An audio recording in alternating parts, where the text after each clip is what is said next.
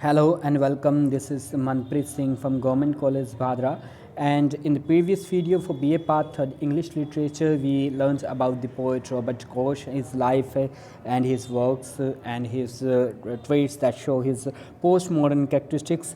And in this video, we will read the proper poem, the text of the poem, I'm Getting Old Now, and try to understand what the poet is trying to express in this simple prose poem. So, I will start from the first line of the poem. I am getting old now. So this poem is entitled from the first line. I am getting old now. I can tell. मैं बता सकता हूँ कि मैं बूढ़ा हो रहा हूँ. Because I dream a lot of my mothers. Because I have lots of dreams of my past, of my mother, कि मुझे मेरी माँ के बहुत सपने आने लगे हैं या मुझे अपने बचपन के बीते हुए वक्त के बहुत सपने आने लगे हैं. मतलब अब वो बूढ़े हो रहे हैं, उन्हें लगने लगा है कि जीवन, अब मैं अपने जीवन को रिफ़्लेक्ट करने लगा हूँ. जब इंसान जीवन में व्यस्त रहता है तो उसे बीते हुए वक्त को रिफ़्लेक्ट करने का टाइम नहीं मिलता, लेकिन जब वो बूढ़ा होने लगता है उसे लगता है कि अब उसका जीवन जो है वो अंत की ओर बढ़ रहा है.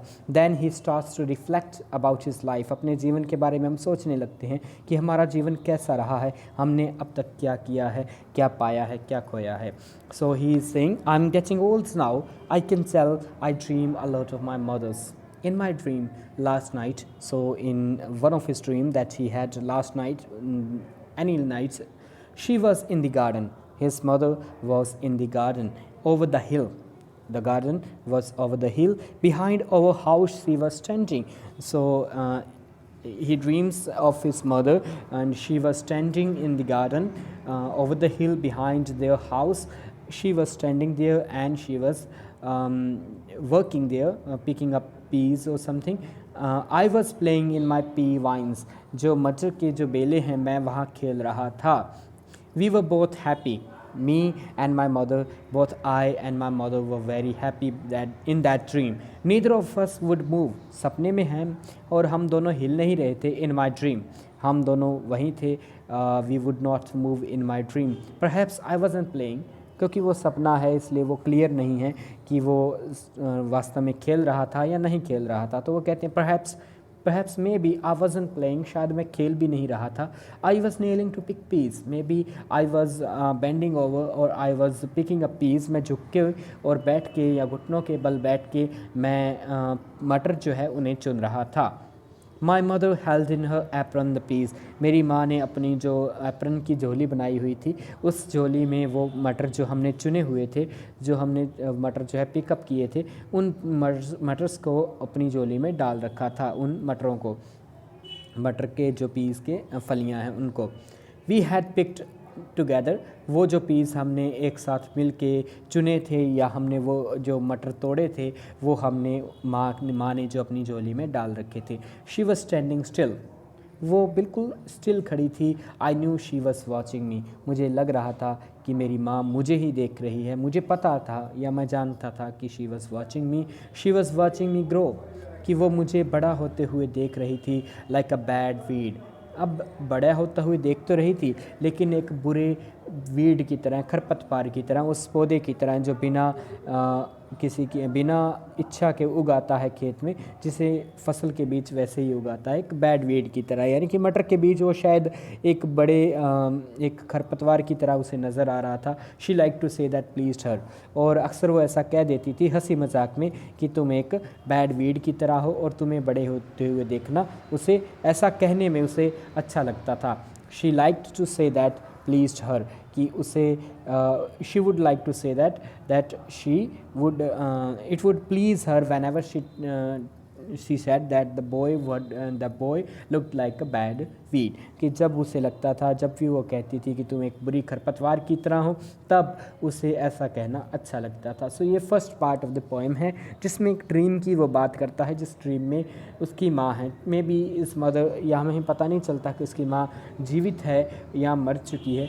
शायद वो खुद बूढ़ा हो रहा है तो उसकी माँ भी गुजर चुकी है. सो उसे अपना बचपन याद आ रहा है, लेकिन माँ जो है यहाँ पे उसे अच्छी है, मतलब उसकी यादों का एक अच्छी मेमोरी का हिस्सा है. उसी प्रकार से जो सेकंड पार्ट है वहाँ पे माँ की जगह डेथ ले लेती है और मौत भी उसे वैसी ही प्यारी लगने लगती है. सो सेकंड पार्ट जो है उस पोएम का हम पढ़ते हैं. आई एम गेटिंग ओल्ड नाउ। फिर वो रिपीट करते हैं सेकंड पार्ट में। फर्स्ट पार्ट को उन्होंने कहा आई एम गेटिंग ओल्ड नाउ, उसके बाद वो एक ड्रीम का वर्णन करते हैं जिसमें उनकी माँ हैं और they are picking a piece together in that dream. In the second part of the poem, he starts from the same line that he started the first part from. I am getting old now, कि मैं बूढ़ा हो रहा हूँ. I wouldn't say I'm happy, मैं ये नहीं कहूँगा कि मैं खुश हूँ. But सही शब्द जो है serene is an adequate word. Right word would be serene. Serene is peaceful and satisfied. मैं एक शांत और सेटिस्फाइड सा व्यक्ति फील करता हूँ. खुश से ज़्यादा मैं सीरीन फील करता हूँ. Death is not quite the enemy it was. अब मौत जो है वो एनिमी, दुश्मन नहीं लगती. जो पहले दुश्मन लगा करती थी अब वो दुश्मन नहीं लगती है. It is kind of watching. देखिए यहाँ पे एक सिमिलैरिटी है, एक लिंक है. जिस प्रकार से मटर के खेत में जब वो था तब वहाँ पे उसकी माँ उसे देख रही थी और उसे एक ख़राब वीड की तरह देख रही थी. जिस प्रकार से एक किसान जब खेत में ख़राब खरपतवार को देखता है तो वो उसे उखाड़ देता है, वैसे उसे लगता है यहाँ पे सेकंड पार्ट में मौत के स्थान पे डेथ है. और डेथ भी it is kind of watching. ऐसे लगता है कि मौत भी मुझे देख रही है. Death begins to seem a friend. अब मौत भी मुझे एक मित्र लगने लगी है. That one has almost forgotten. ऐसा मित्र जिसे हम अक्सर या ऑलमोस्ट भूल गए हों लेकिन अब फिर से याद आ गया हो. वो मौत बुढ़ापे में फिर से याद आ गई है या फिर से जिसे हम भूल गए हों ऐसे मित्र की तरह हैं. Death begins to seem a friend that one has almost forgotten then remembers again. ऐसा मित्र जिसे हम एक बार तो भूल गए थे लेकिन फिर से वो याद आने लगा है. In my dream last night I was playing in the garden. In my dream, अब वही ड्रीम के साथ लिंक कि मैं गार्डन में खेल रहा था. ज़िंदगी एक गार्डन की तरह है जहाँ वो खेल रहे थे जीवन, लेकिन जीवन का अंत होना है. यहाँ पे एक प्रकार से एक नॉस्टैल्जिक फीलिंग है और साथ में ही एक सेरेनिटी की फीलिंग है, एक सेटिस्फेक्शन की फीलिंग अपने जीवन से कि मुझे अब मौत जो है वो death is not quite the enemy, दुश्मन की तरह नहीं लगती. But it seems like a friend that one has almost forgotten. एक मित्र की तरह लगती है जिसे हम भूल गए थे अब याद आ गया है. Then remembers again. So this is the poem. बहुत ही सिंपल पोएम है. इसका टेक्स्ट जो है और ये जो स्लाइड्स हैं ये मैं PDF फॉर्म में आपके साथ शेयर करूँगा व्हाट्सएप पे. आप इस पोएम को पढ़ें. कुछ प्रिंट या इसका हो सकता है टाइपिंग में मिस्टेक हो, सो आप देख लेना उसे.